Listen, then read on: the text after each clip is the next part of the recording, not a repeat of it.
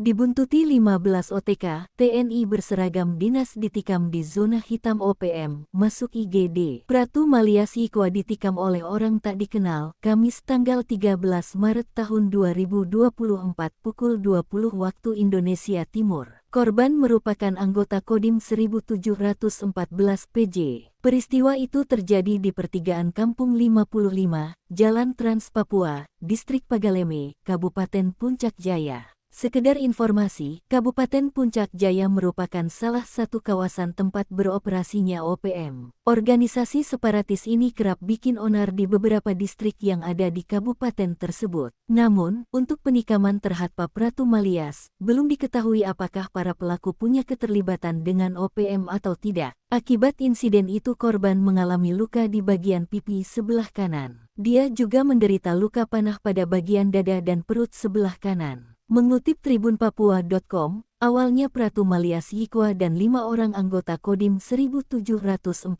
PJ melakukan pengamanan di RSUD Mulia. Pratu Malias Sikwa kemudian meminta izin untuk mengantar saudaranya dari Kampung Pruleme, Distrik Mulia menuju Kota Baru, Distrik Pagaleme. Ia bergerak kembali dari Kota Baru, Distrik Pagaleme menuju RSUD Mulia menggunakan motor jenis CR-V milik Kodim 1714 PJ. Ia kemudian dibuntuti oleh 15 OTK dengan membawa sajam jenis parang dan panah di pertigaan Kampung 55.